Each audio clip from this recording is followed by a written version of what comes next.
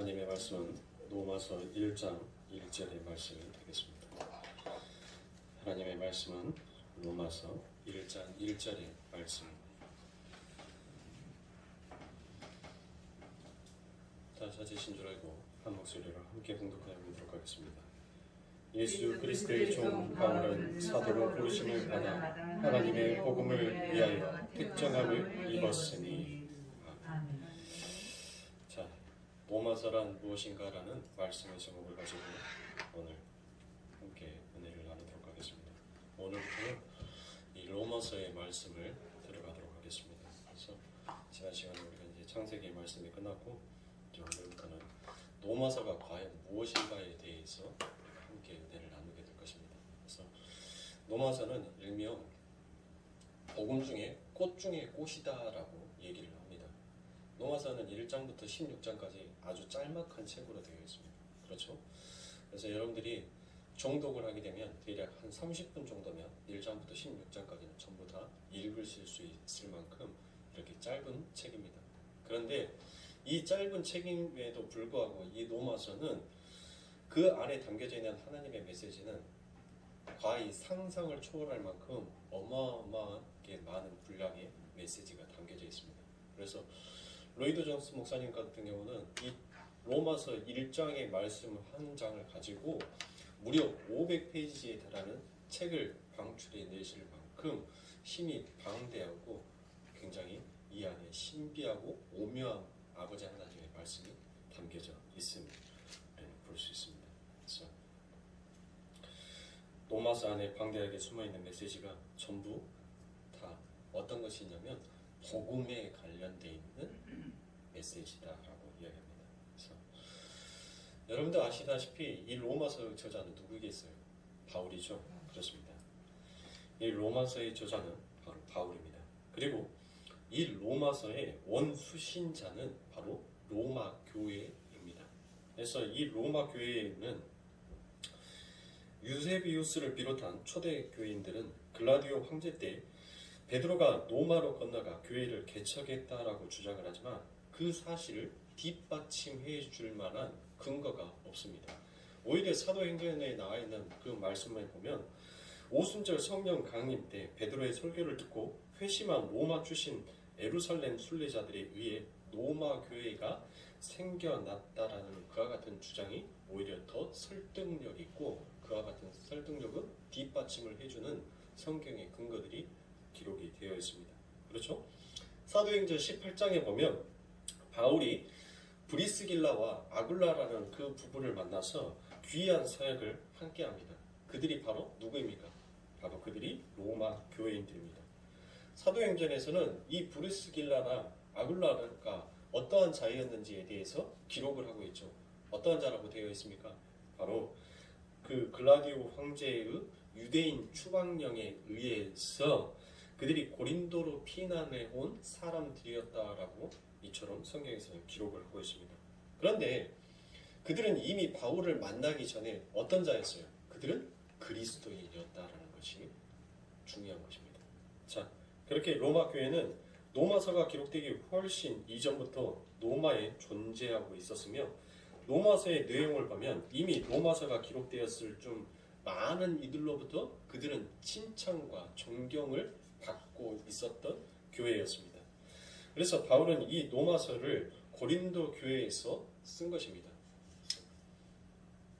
로마서를 이 바울이 로마에 가서 로마 교회에서 써서 로마서가 아니라 이 로마서를 바로 뭐예요? 고린도 교회에서 편지를 썼어요. 그리고 그 고린도 교회에서 편지 쓴 것을 어디에 보내기를 갈망했죠? 로마 교회에다가 그 편지를 보내기를 갈망했습니다. 왜냐하면 16절에 보면 바울이 이 로마 교회에 보내는 편지를 고린도 교인 누구에게 주냐면 베베에게 그 편지를 맡깁니다. 그리고 바울이 그 편지를 쓸 때 거하던 집주인 이름이 가이오라고 기록이 되어 있습니다. 왜냐하면 가이오에게 뭐하나니 문안한다라는 그와 같은 말이 기록이 되어 있습니다. 그 가이오는 고린도전서 1장 14절에 나오면 바울이 고린도에서 사역을 할 때 그 바울의 사역에 의해서 바울의 그 가르침에 의해서 전도해서 그가 회심한 사람이다라고 되어 있습니다. 뿐만 아니라 당시 고린도 지역의 재무관이었던 에라스도의 문안도 있는 것으로 보아 로마서는 고린도에서 기록이 된 것이 맞습니다. 그리고 그 역사적인 배경에 봐보면 1929년에 발견된 고린도 지역의 비문에서 당시 고린도 지역의 재무관이었으며 공회당의 관장이었던 에라스도의 이름이 정확하게 기록이 되어 있습니다. 이러한 역사적 기록과 정황으로 보아 로마서는 AD 57년부터 58년에 고린도에서 기록이 된 것이 맞다는 것입니다. 그래서 바울은 AD 52년 봄에 가이사랴와 예루살렘에 가서 사역을 했습니다. 그리고 돌아오는 길에 겨울이 되죠. 그래서 그가 어디에 머무릅니까? 안디옥에서 그 겨울을 지냅니다. 그 후 AD 53년에 에베소서로 가죠. 그리고 그 에베소서에서 몇 년 동안? 3년간 목회를 합니다. 그리고 AD 57년 말기에 고린도에서 석 달간을 보냅니다. 그게 사도행전 20장 3절 말씀에 기록이 되어 있습니다. 그리고 사도행전 20장 16절에 보면 바울이 그 다음에 오순절 안에 예루살렘에 돌아오려고 힘을 썼다라는 대목이 나와 있습니다. 따라서 바울은 58년 봄 오순절 이전 고린도에 머물렀을 때 이 로마서를 쓴 것입니다. 그렇다면 이 바울이 이 로마서를 로마 교회에 전달하고 싶어 했던 그 이유와 까닭이 무엇이었을까요? 왜 그가 그토록 자기의 가르침에 있어서 이 로마 교회에다가 이 편지를 보내고 싶었습니까? 바로 로마서 15장에 보면 바울은 그 에베소서 목회 2년이 이상 되었을 때 그의 성과가 어땠어요? 그 주변에 많은 영향을 미치게 되었습니다. 그래서 바울은 또 다른 어떠한 사역지가 원했던 것이에요. 또 다른 곳을 이처럼 아버지 하나님의 말씀이 복음이 전파될 수 있는 곳으로 그 마음속에서 이미 또 다른 비전이 있었어요. 자, 그게 바로 로마서 15장 22절부터 24절에 보면 그러므로 또한 내가 너희에게 가려 하던 것이 여러 번 바뀌었더니 이제는 이 지방에 일할 곳이 없고 또 여러 해 전부터 언제든지 서바나로 갈 때에 너희에게 가려는 원이 있었으니 이는 지나가는 길에 너희를 보고 먼저 너희와 교제하여 약간 만족을 받은 후에 너희의 그리로 보내줌을 바람이라라고 로마서 15장 22절부터 24절에 이처럼 말하고 있습니다. 자, 보십시오. 이 말은 무엇이냐면 바울이 지금 이 로마 교회에 가는 것, 로마로 가는 것을 그의 최종 목적으로 두었던 것이 아니었죠. 바울의 그때 당시에 이 바울이 생각했었을 때 땅끝이다라고 생각을 했던 것은 바로 바울이 어디였어요? 스페인이었어요. 스페인. 그래서 바울은 그 땅끝 스페인까지 하나님의 복음이 전달되기까지를 원했던 것이었어요. 그래서 이 로마 교회에게 이처럼 바울이 이와 같은 편지를 써서 로마 교회에게 보내고 싶어 했던 것은 바로 안디옥 교회처럼 바울의 복음의 사역지가 바로 이 로마 교회를 중심으로 인하여서 스페인까지 그의 복음이 전달되기를 간절히 그의 마음속에서 소망하였던 것이었어요. 그러니까 모든 초대교회의 중심지가 안디옥 교회를 통하여서 모든 것들이 안디옥 교회가 거점이 되어서 모든 일들이 일어나죠. 바로 이 안디옥 교회와 같은 로마 교회를 중심으로 하여서 아버지 하나님의 복음이 전파되기를 제2의 거점지가 되기를 바울은 소망하고 갈망했던 것이었어요. 그래서 바울은 그의 가르침과 그가 그동안 해왔던 모든 지식적인 것들을 바로 이 로마 교회인들에게 가르치게 하고 싶었고 그 가르침을 통하여서 나와 같이 함께 같은 사역을 하기를 원하였던 그의 간절함이 그 안에 담아져 있습니다. 그래서 24절에 보면 너희의 그리로 보내줌을 바람이라라는 기록이 되어 있죠. 그래서 로마서 교회는 선교의 근거지로 삼아 땅끝으로 가려했던 사도의 심중이 그대로 노출이 되어 있는 것입니다. 그래서 그가 20여 년간 가르쳐왔던 복음을 로마 교회에 자세하게 설명함으로 해서 그들이 자신의 사역에 동참토록 준비시키려는 의도로서 로마서를 썼습니다. 그런데 로마서 15장 30절 이하에 보면 사도 바울이 로마로 가기 전에 먼저 유대를 방문할 것입니다. 방문한다라고 얘기를 합니다. 그런데 그에게는 뭐가 있었어요? 불길한 징조를 그가 느꼈던 것입니다. 그래서 로마 교회에게 뭐를 부탁해? 기도를 부탁한다라고 얘기합니다. 로마서 15장 30절부터 31절에 보면 형제들아 내가 우리 주 예수 그리스도로 말미암아 성령의 사랑으로 말미암아 너희를 고난하노니 너희 기도와 나와 힘을 같이 하여 나를 위하여 하나님께 빌어 나로 유대에 순종치 아니하는 자들에게서 구원을 받게 하고 또 예루살렘에 대한 나의 섬기는 일을 성도들을 받은 직하게 하고라고 기록이 되어 있습니다. 자, 결국 사도 바울은 자기가 생각했던 그 찜찜한 징조가 나타나 버리죠. 그렇죠? 그가 바로 로마 교회에 가지 못하고 사슬에 꽁꽁 묶여서 죄인처럼 그가 로마로 끌려가게 됩니다. 따라서 우리는 사도 바울이 예루살렘에서 불길한 일을 예감하고 혹시 자기에게 어떠한 일이 벌어지고 어떤 일이 된다 할지라도 로마 교회가 자신의 유지에 따라서 땅끝까지 그 복음을 전파해 주기를 마치 유언장처럼 이 로마서 안에다가 기록을 하여 놓은 것입니다. 그래서 내가 설사 죽더라도 너희들은 나의 이 가르침과 이 복음을 반드시 여기에서 끝나지 아니하고 땅끝까지 전해야 된다라고 얘기를 했습니다. 그렇게 해서 목숨을 바쳐서 그 바울이 전파하고 싶었던 그 로마서, 실제로 바울이 사후에 바울이 죽고 난 다음에 아버지 하나님의 복음이 그 로마가 만들어 놓은 그 길을 통하여서 전파가 됩니다. 그렇죠? 자, 로마가 전쟁용으로 구축해 놨던 2800km에 달하는 비아 아피아를 통하여서 결국은 그 사도 바울이 원하였던 복음의 꽃이 그 길을 통하여서 가요.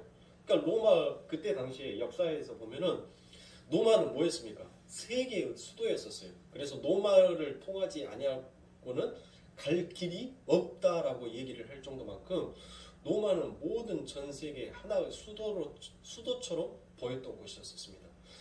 그런 로마가 그 전쟁을 하기 위해서 구축해 놨던 그 2800km나 되는 그 길은 어떤 길이었냐면 전쟁용 전차 2대가 그 길을 지나갈 만큼 잘 되어 있는 길이었어요. 그래서 비아 아피라라는 것은 지금도 유럽에 가면 여러분들이 있어요. 유럽에 가면 비아 아피라라고 해서 8유로화 버스를 타고 8유로화를 내고 나면은 그곳으로 가는 투어하는 그 버스가 있어요. 그래서 그 비아 아피라라는 곳을 가면 그 길에는 로마 군대가 지나가면서 전쟁을 치르면서 죄인들을 잡아다가 십자가에 처형했던 처형 장소가 그 비아 아피라 길 안에 포함이 되어 있습니다. 이처럼 그 길을 통하여서 바로 아버지 하나님의 복음이 전파가 됩니다. 지금 이 바울은 자기의 피를 짜내면서 그 아버지 하나님의 복음이 어떻게 해서든지 간에 땅끝까지 전파가 되기를 그의 마음속에서 갈망하며 소원했던 것을 우리는 이 로마서를 통하여서 그 바울의 심경을 우리는 읽을 수 있습니다. 이 로마서의 핵심 단어는 세 가지로 추리면 바로 디카이, 오오, 그 다음에 구속, 아폴리트, 로시스, 그 다음에 세 번째로 화목제물, 힐라 스테리오, 이렇게 의와 구속과 화목제물이다라고 세 가지로 함축하여 말할 수 있습니다. 그래서 우리는 로마서를 공부하는 내내 그 하나님의 의와 성도의 구속과 화목제물 되신 예수 그리스도에 대해서 우리는 확실하게 알아가게 될 것입니다. 그래서 오늘은 먼저 이 로마서가 어떤 구조로 의와 구속과 화목제물이라는 중요 주제를 설명하고 있는지 로마서 전체 구조를 간략하게 살펴보고 마치도록 하겠습니다. 로마서는 바울이 자신을 복음을 위해 택정함을 입은 사도로 로마서 1장 1절에서 소개를 했죠. 그리고 난 다음에 사도가 전할 복음은 바로 1장 2절에 뭐라고 합니까? 하나님이 선지자를 통하여 그의 아들에 관하여 성경에 미리 약속하신 것이다 라고 말을 합니다. 따라서 이 사도 바울은 자기의 사도 복음의 핵심은 바로 무엇이다?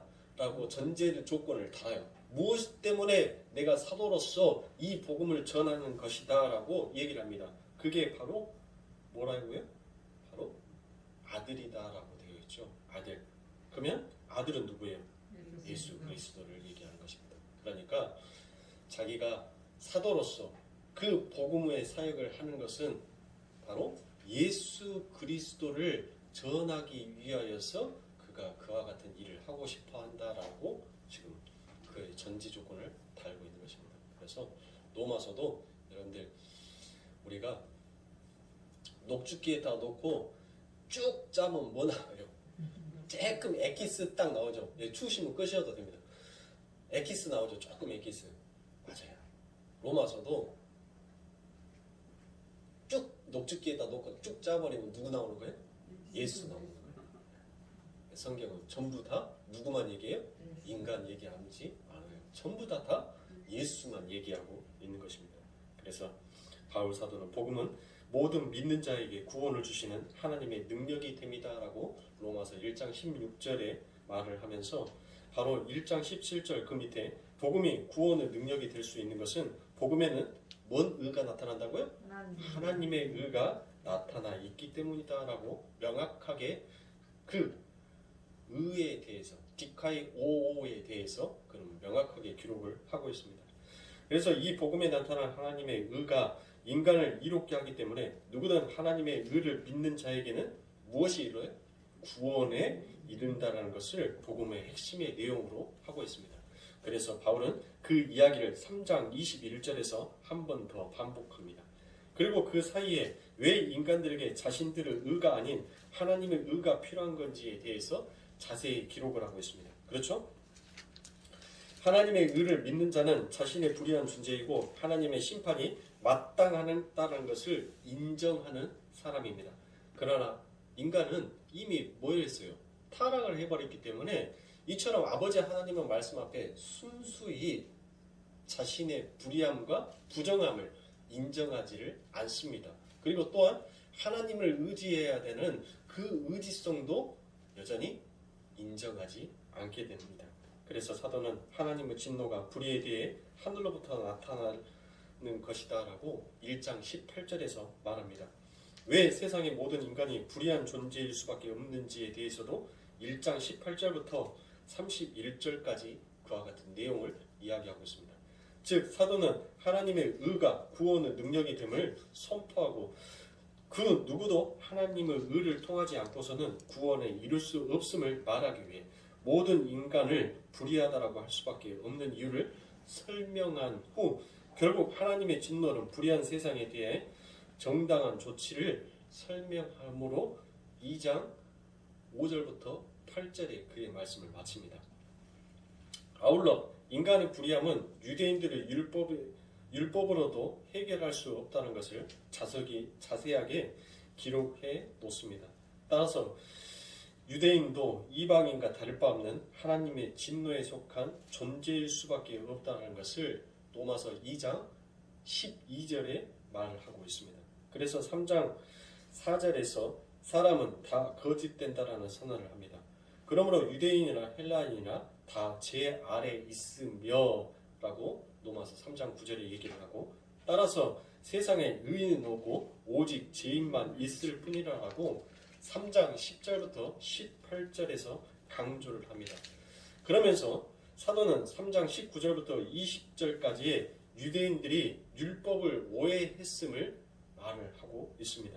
그래서 로마 교회의 구성원들은 대부분 이방인들이었지만 그 속에는 디아스포라 유대인들도 꽤 있었다라는 것입니다. 사도는 율법이 인간의 입을 막고 온 세상의 심판 아래 있음을 인정할 수밖에 없도록 죄를 깨닫게 하기 위한 기능으로서 주어진 것이지 인간을 의롭게 하기 위해 주어진 것이 아니라는 것을 차근차근 그가 설명을 합니다. 그리고 다시 1장 17절에서 선포했던 복음의 핵심인 하나님의 의에 대해서 말하고 그 의를 믿는 믿음으로만 의롭게 될 수 있다는 것을 3장 21절부터 31절에서 확언합니다. 이것이 바로 복음이다라는 것입니다. 그리고 이제 거기에 대한 예로 4장에서는 유대인들의 위대한 조상인 누가 나오죠? 아브라함이 등장을 하게 됩니다. 아브라함도 하나님의 약속을 믿는 믿음으로 의롭게 된 것이지 그가 행위로 인하여서 의로운 자가 된 것이 아니다라는 것을 설명을 합니다. 그래서 아브라함은 하나님이 시키시는 일을 잘해서 그 대가로 의롭다 칭찬함을 받은 것이 아니라 그저 약속하신 하나님의 말씀을 믿음으로 의로운 자가 되었다라고 4장에서 그 이야기를 하고, 그리고 난 다음에 5장에 가서 하나님의 의로 오신 예수 그리스도를 믿는 믿음의 사람이 하나님과 어떤 관계에 있는지에 대해서 그가 5장에서 설명을 하기 시작합니다. 즉 믿음으로 의로워진 상태가 어떠한 것인지에 대해서 5장에서 얘기함과 동시에 바로 5장 1절에 하나님과 화평을 이야기하면서 그 5장의 막을 엽니다. 모든 인간들은 그들의 불의함으로 인해 하나님과 화평이 깨어져 버린 상태에 있었습니다. 그래서 그 누구도 하나님께 나아갈 수 없는 자가 되었죠. 그래서 하지만 예수님의 의가 되심으로 그 의를 믿는 믿음의 사람에게는 하나님과 화평이 이루어져 있다라는 것입니다. 그래서 신자는 믿음으로 말미암아 내 영광이 아니라 하나님의 영광을 바라고 즐거워할 수 있으며 믿음으로 인해서 환난 중에서 인내하며 소망을 가지고 살아갈 수 있는 존재가 되었음을 우리가 너무나도 잘 알고 있는 로마서 5장 2절부터 4절에 인내는 환난은 인내를, 인내는 연단을, 연단은 소망을. 그렇죠. 우리가 너무나도 잘 알고 있는 그 말씀을 바로 사도 바울이 로마서 2장 4절에서 이야기하고 있습니다. 이것은 법의 세계가 아닌 놀라운 은혜의 세계다라는 것을 바로 설명을 해주고 있는 것입니다. 이 은혜의 세계를 가능하게 하는 것은 오직 뭐다? 믿음이다라는 것을 다시 한번 사도 바울은 강조하고 있습니다. 그래서 믿음이 있는 신자는 예수님의 은혜를 더욱 풍성히 알아가야 한다라고 얘기하면서 로마서 5장 20절에 이 은혜는 인간의 불의와 죄의 현장에서 더욱 풍성히 드러나게 되어 있다라고 얘기를 합니다. 그래서 사도는 한 사람으로 인하여서 세상에 죄가 들어왔고 그 죄로 인하여 사망이 들어왔으며 모든 사람이 사망에 이르게 되었음을 말하는 것으로 그 5장 후반에 단락을 시작을 하고 있습니다. 사도는 이렇게 반복하여 인간의 죄를 지적하고 설명을 합니다. 그리고 우리가 주의해서 읽어야 할 것은 사도가 앞에서부터 죄를 말하는 것은 왜 인간은 하나님의 의가 나타나지 아니하면 안 되는 존재인지 말하기 위해서 5장에서 다시 죄에 대한 언급을 하면서 모든 인간이 사망에 이르렀음을 말하는 것은 예수 그리스도의 은혜의 풍성함을 드러내기 위한 것이다라고 이야기합니다. 하지만 로마서 6장 1절에 뭐라고 합니까? 우리가 죄가 은혜의 풍성을 드러낸다라고 우리가 죄 가운데 거할 수 있겠느냐라는 그와 같은 말로 로마서 6장 1절을 얘기합니다. 왜냐하면 하나님과 화목된 관계에 있는 신자는 죄에 대해서는 죽고 하나님에 대해 산 자가 되었기 때문이다라고 로마서 6장 11절에서 말합니다. 그리고 하나님에 대한 산 자들은 더 이상 자신의 행위와 업적과 공로에 가치를 두지 않게 되기 때문에 자신의 행위의 유무나 다소에 따라서 은혜가 더 많이 부어지거나 적게 부어진다는 발상 자체가 불가능하게 되어진다라고 얘기를 합니다. 그리고 죄에 대해서 죽고 하나님에 대해 산 자들은 하나님 앞에서 죽은 흑임을 자각해 가는 과정 속에 있는 사람들이다라고 그의 설명을 덧붙여서 얘기합니다. 그래서 신자는 더 이상 죄의 종노릇하며 산 것이 아니라 자신의 지체의 의의 병기로 하나님께 드리는 하나님의 말씀에 순종에 들어가는 자로 살게 된다는 것을 6장 13절에서 이야기하고 있습니다. 물론 그것도 하나님께서 주도하시는 일인 것입니다. 자, 사도는 신자가 더 이상 죄에 매이지 아니해야 한다는 것을 바로 로마서 7장에서 남편이 죽어서 다른 남자에게 시집간 여인으로서 비유로 설명을 합니다. 즉 신자는 죄로부터 해방이 되어 예수께 속한 자로서 죄의 열매가 아니라 하나님을 위한 열매를 맺는 존재다라는 것을 로마서 7장 4절에 이야기합니다.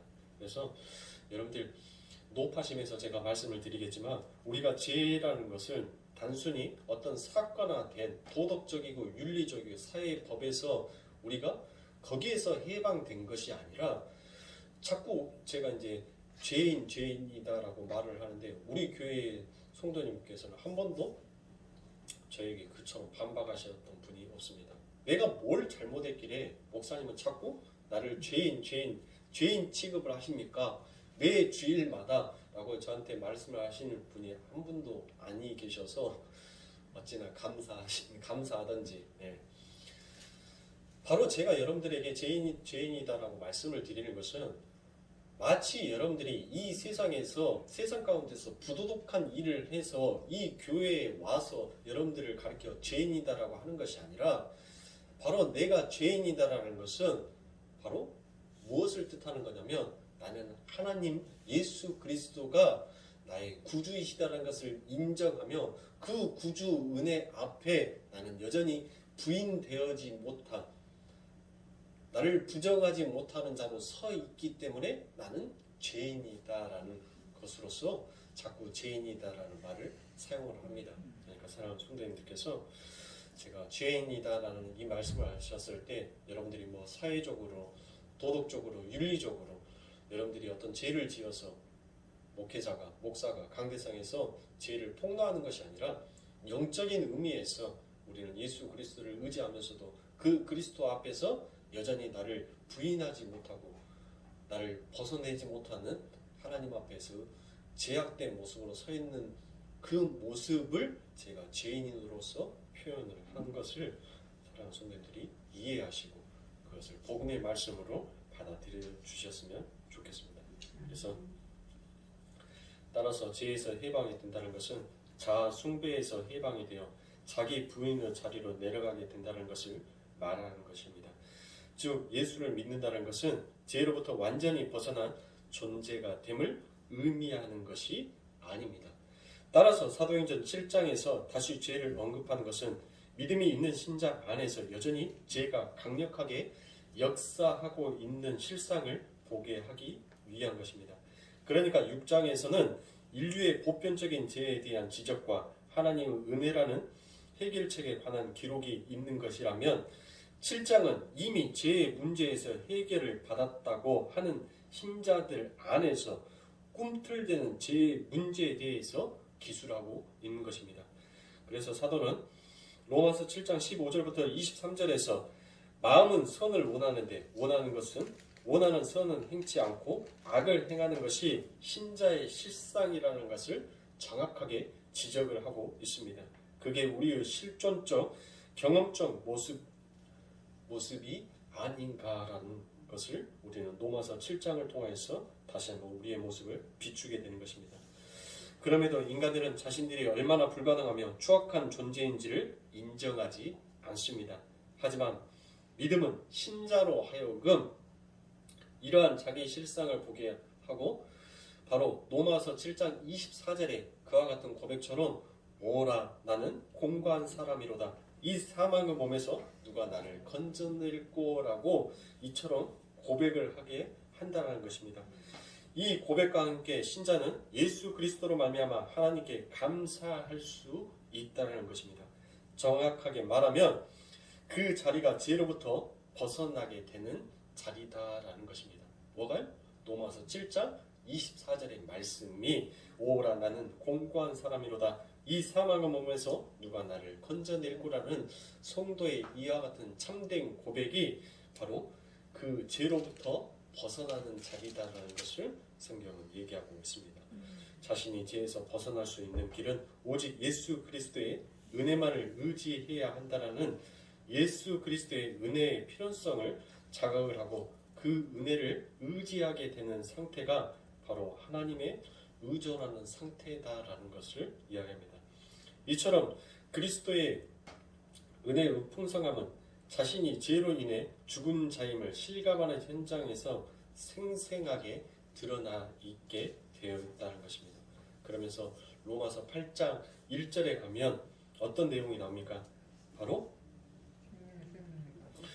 예수 안에 있는 자에게는 결코 뭐가 없다고요? 정죄함이 없다라는 그 아버지 하나님의 은혜, 자신의 죄로 인하여서 죽을 자임을 실감하였을 때 그 하나님의 은혜가 내게 얼마나 실감나게 드러나게 되는지를 이야기하고 있는 것입니다. 이것을 보면 사도가 죄를 언급할 때마다 그 의미는 다르다는 것을 알 수 있습니다. 사도가 죄를 언급한다는 것은 단순히 인간은 죄인이다라는 것을 말하기 위함이 아니라 인간이 어떤 존재이고 하나님의 베푸신 은혜가 어떤 것이며 인간이 하나님의 은혜를 무엇으로 알 수 있는가를 드러내기 위해서 그때그때 죄에 대한 언급을 하는 것이다라는 것입니다. 따라서 성도라 할지라도 하나님의 의의 병기로서 하나님께 영광이 되는 길을 스스로 힘으로 갈 수가 없으며 그러면 어떻게 해야 하는가를 인간 측에서는 아무것도 할 수 없음을 드러내며 그로 인하여서 하나님은 그리스도의 영, 즉 성령을 보내심으로 인하여서 이제 인간이 그 아버지 하나님 앞에 쓸 수 있는 자, 스스로 쓸 수 있는 존재로 아버지 하나님께서는 만들어 놓으시고 일하신다라는 것을 말합니다. 그래서 이것이 신자이기 때문에 사도는 누구든지 그리스도의 영이 없으면 그리스도의 사람이 아니다라고 로마서 8장 9절에서 말하고 있습니다. 신자는 성령으로 말미암아 아들을 보내셔서 죽은 자를 살리시는 하나님의 사랑을 보게 됩니다. 그리고 그 사랑의 하나님을 뭐로 부르냐면 8장 15절에 아바 아버지다라고 부르게 됩니다. 또한 그 사랑으로 인하여서 그리스도의 고난에 참여하는 자가 됩니다. 바로 17절에 보면 그리스도의 고난에 참여하는 자가 되죠. 그러나 고난 중에도 낙심하지 않는데 왜냐하면 현재의 고난이 장차 나타날 영광과 비교할 수 없음을 알기 때문이다라고 로마서 8장 18절을 말씀에 그와 같이 얘기하고 있습니다. 그래서 오직 성도만이 고난을 영광의 전제로 해석할 수 있습니다. 어떻게 우리가 그것을 영광이다라고 할 수 있어요? 바로 성령에 의해서. 그러한 하나님의 사랑은 그 어떤 것으로도 끌어낼 수 없다라는 것을 이야기를 합니다. 그게 뭐예요? 바로 로마서 8장 39절에 보면 거기에 각각 모든 것들이 나오죠. 김재현 집사님 옆으로 가셔서 앉아가지고 성경 찾아주세요. 각각 다 나오죠. 뭐로 나옵니까?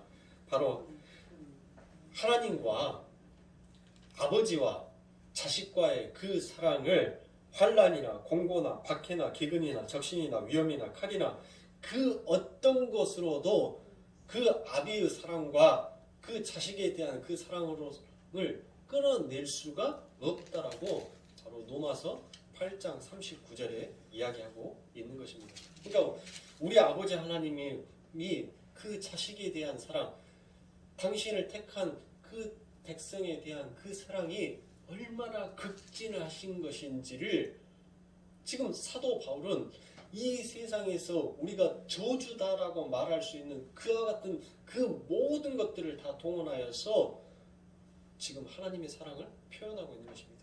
너희들이 생각하는 그 환난이 와도 우리 아버지 하나님은 너희들의 손을 놓지 아니한다. 기근과 적신과 칼이 온다 할지라도 그 아버지 하나님의 사랑은 변동하지 아니한다라는 것을 사도 바울은 그 하나님의 사랑을 우리들에게 말하면서 너희들은 뭐 해야 된다라고요? 이와 같은 사랑을 받고 있는 너희들은 그 아버지 하나님 앞에 불의와 불평을 늘어놓을 것이 아니라 오히려 너희는 그 하나님은 그 사랑으로 인하여서 기뻐하는 자가 되어야 한다는 것을 사도는 얘기하고 있습니다. 이것이 바로 그리스도의 영이 함께한 신자가 그리스도의 영으로 인하여서 하나님과 화목한 관계에 있는 믿음의 모습이다라고 이야기합니다. 그리고는 드디어 하나님의 선택과 유기의 교리가 등장을 합니다. 이러한 신자는 자기 자신이 하나님을 선택해서 되어지는 것이 아니라 언약에 의해 하나님의 선택의 결과라는 것을 이야기합니다. 그와 같은 얘기가 바로 로마서 9장 13절에 야곱은 사랑하고 에서는 미워하였다라는 이와 같은 이미 작정된 일, 아버지 하나님의 계획, 아버지 하나님의 작정을 이야기하고 있는 것입니다. 그래서 모든 인간은 불의한 존재이지만 그 안에 택한 자가 있고 그들을 세워서 하나님의 긍휼과 자비하심과 풍성하심을 드러내는 그릇으로 삼는다라는 것입니다. 그 그릇이 하나님의 택한 남은 자인 것입니다. 그리고 그들은 이방인 중에도 있다라는 것을 로마서 9장 20절부터 28절에 이야기하고 있습니다. 다만 긍휼히 여길 자를 긍휼히 여기시고 불쌍히 여길 자를 불쌍히 여기시는 하나님의 은혜뿐이다라는 것을 로마서 9장 15절에 이야기하면서 이처럼 신자는 끝까지 자신의 공로를 내세울 수 없음을 아는 사람이다라는 것입니다. 그래서 히브리서 기자가 신자의 믿음을 가리켜 바라는 것들이 실상이요 보지 못하는 것들의 증거다라는 말을 한 것입니다. 이 히브리서 기자가 말했던 이 말씀 안에는 그 진술은 두 가지 측면으로 아주 중요한 메시지가 담고 있는 것입니다. 하나가 신자의 믿음은 눈에 보이지 않는 것을 실체와 실상으로 받아들이게 되는 능력을 가지게 된다는 것이고, 다른 하나는 신자의 믿음이 어떻게 현상화되어 나타나는가에 대한 것입니다. 바로 믿음은 예수와 십자가 필연성 앞에 납작 엎드려 항복하게 만들어 간다는 것입니다. 따라서 예수님의 오심과 그분이 자신 십자가를 자기가 지신 그 십자가를 누가 참된 하나님의 백성인가를 가려내는 하나님의 일이라는 것입니다. 그러니까 무슨 말이냐면 예수 그리스도께서 이 땅에 오셔가지고 아버지 하나님께서 그 십자가를 매시기로 이미 작정이 되어 있어요. 근데 그 십자가에 매달리며 그 작정되어 있는 일 앞에 아버지 하나님의 선택받아져 있는 백성이 있는가 동시에 선택받지 못한 백성이 있다라는 것입니다. 그래서 아버지 하나님께서 이스라엘 백성들을 뭘로 쓰셨어요? 민족적 이스라엘을 모형으로 쓰셨죠. 그렇죠? 만약에 이스라엘이 아버지 하나님 앞에 택한 백성, 택정함을 받은 백성이었다면 하나님께서 그들을 유기시킬 수가 없는 거예요. 그들은 모형으로서 아버지 하나님께서 선택을 했기 때문에 성경에서는 때로는 아버지 하나님께서 그들을 이끄시기도 하지만 그들을 유기시켜 버리시기도 한다라는 것입니다. 그래서 로마서 10장에서는 하나님의 백성은 아브라함의 씨가 아니라 이삭, 즉 하나님의 약속으로 선택받은 사람이었다라는 것입니다. 그래서 민족적 이스라엘도 하나의 모형일 뿐이었다라는 것입니다. 그래서 하나님의 의해 선택이 되어 모형으로 쓰여진 이스라엘이 복음 앞에서 버려지는 일도 생기게 된다는 것입니다. 그렇다고 해서 아버지 하나님께서 이스라엘들을 모두 다 버리셨습니까? 바로 로마서 11장 1절에 보면 아니다라고 얘기를 합니다. 그렇죠? 그리고 난 다음에 11절 4절에 가면 이스라엘 안에서도 하나님의 택하심을 따라 남은 자가 있다라는 것을 11장 4절에서 얘기합니다. 그리고 그 바로 밑에 구절 11장 5절에 보면 이방인 가운데에서도 역시 택함을 받은 사람이 있다라는 것입니다. 그런데 누가 하나님이 택하신 참된 백성이냐라는 것을 주의 이름을 부르는 것으로 증거가 된다는 것을 바로 로마서 10장 13절에서 얘기하고 있습니다. 그래서 우리가 주의 이름을 부른다는 것은 자기 영광을 추구하지 않는다라는 뜻입니다. 즉 자기 부인의 과정을 통과하게 되는 자들이 자기 이름이 아닌 주의 이름을 부르게 되는 자다라는 것을 얘기합니다. 그 자들이 바로 하나님의 택하심을 입은 자들이라는 것입니다. 성도는 그렇게 구원을 얻기 위한 수단으로 주님의 이름을 부르는 것이 아니라 왜 주님이 구원의 능력일 수밖에 없는가를 알았기 때문에 주의 이름을 부르게 된다는 것입니다. 이제 성도는 하나님의 의로 구원을 받은 자로서 의의 정신을 세상에 나타내야 하는 것입니다. 바로 그것이 우리 예수님께서 말씀하셨던 이웃사랑이고 그게 바로 자기의 몸을 산 제사로 드린다라는 것을 로마서 12장 전체에서 얘기를 하고 있습니다. 그래서 사도는 로마서 12장 전체에서 구원받은 하나님의 백성의 삶은 어떠한 삶의 지향이 되어야 되는지를, 어떤 것을 지향하면서 살아야 하는지를 바로 거기에 설명하고 있습니다. 그래서 성도는 친히 원수 갚은 자가 되어서는 안 된다라고 로마서 12장 19절에서 말하고 있습니다. 그게 바로 성령 받은 자에게서 서서히 그리고 필연적으로 격발이 되는 성경적 의미의 사랑이다라는 것을 얘기합니다. 그게 바로 자기 밖에서 향하는 사랑이 신자에게서 나타나게 해야 할 믿음의 열매이고, 그것이 예수 그리스도의 옷을 입은 것이다라는 것을 로마서 13장에서 전체적으로 다 이야기하고 있습니다. 그리고 마지막 장까지 성도는 이러한 믿음과 사랑 안에서 서로 무난하는 관계임을 말하는 것으로 로마서를 끝내고 있는 것입니다. 자, 우리는 로마서를 공부하면서 하나님의 끈질긴 사랑과 그 사랑을 알게 된 자들의 자연스러운 반응에 대해서 우리는 이제 하나씩 풀어가면서 자세하게 공부해 나갈 것입니다. 지금도 여전히 우리를 예수를 사랑한다고 하면서 우리의 육신적 육안 안에서 수시로 예수를 부인하고 있지는 않는가, 우리는 이 로마서의 말씀을 통하여서 한번 우리 자신을 점검하여 볼 필요가 있는 것입니다. 그래서 사랑하는 성도님들, 바다를, 혹시 물을 좋아하시는 분은 바다를 당연히 좋아하실 겁니다. 제가 바다를 좋아하는 이유가 있습니다. 여러분들, 왜 바다가 좋은지 아십니까? 그 바다를 넓은 의미에서 한번 보자고요. 그 바다 안에는 온갖 일들이 다 일어납니다. 그렇죠? 때로는 잔잔하기도 했다가 때로는 성난 물살이 되어서 집어삼킬 만큼 파도가 치기도 합니다. 그러나 그 바다라는 큰 틀을 한번 보십시오. 그 바다 안에서 일어나는 그 모든 현상과 그 모든 일들은 바다는 묵묵히 파도도 안고 바람도 안고 그 안에서 일어나는 해일도 전부 다 그 바다는 안고 있습니다. 그게 바로 우리 하나님의 사랑인 것이에요. 우리는 그 하나님의 큰 틀 안에서, 그 안에서 때로는 내게 닥쳐오는 시련과 그 아픔과 그 고통 때문으로 인하여서 우리는 성난 파도가 되어 하나님 앞에 그렇게 대적하는 그런 파도 같은 모습으로 우리는 보여질 때가 있습니다. 내 삶 가운데 있어서 평안이 찾아오고 내 삶 가운데 있어서 하나님이 아닌 즐거움으로 내가 살아갈 때는 마치 잔잔한 물결처럼 우리는 그렇게 철썩철썩 그 바다의 테두리 안에서 살아가고 있습니다. 사랑하는 성도님들, 우리는 이 아버지 하나님의 큰 사랑 안에서 우리는 이와 같은 모든 일들을 겪어나가고 있는 것입니다. 그러나 여러분들 보십시오.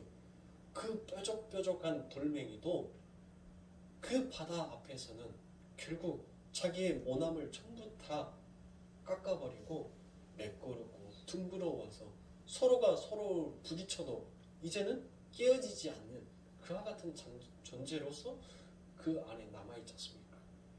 바로 아버지 하나님께서 원하시는 것은 그와 같은 이 인류의 당신의 사랑하는 백성들을 그처럼 품에 안으시고 원하고 모진 부분들을 깎아내 버리시고 우리들의 안에 남아있는 그 더러움과 불순물들을 아버지 하나님께서는 무수로 물 밖으로 밀어내시는 그와 같은 작업을 하고 계시는 것입니다. 사랑하는 성도님들, 이 로마서를 통하여서 그 아버지 하나님의 사랑이 어떠한지를 여러분들 다시 한번 느껴보시고 내가 얼마나 하나님 앞에서 사랑받고 있는 자다라는 것을 여러분들이 깨우치게 되시면 오히려 더욱더 어떤 환난 가운데서도 하나님을 사랑하고 의지하는 여러분들의 그 믿음이 더욱더 강하고 담대해질 것이다. 이는 의심치 않습니다. 성도님들, 오늘 이 로마서의 말씀들을 전체적으로 우리가 1장부터 마지막 16장까지의 말씀까지 한번 전체적으로 그 안에 어떤 내용들이 있는지를 한번 보았습니다. 이제 다음 시간부터는 하나씩 풀어나갈 테니까 성도님들께서 많은 기도해 주시고 또 아버지 하나님의 말씀들을 묵상하시면서 그 안에 하나님의 사랑을 다시 한번 깨우치며 그 사랑을 힘입어서 힘들고 지친 이 시대를 이기며 살아나가시는 사랑하는 성도님들의 삶이 되시길 주님의 이름으로 축원합니다. 기도하겠습니다. 하나님 감사합니다.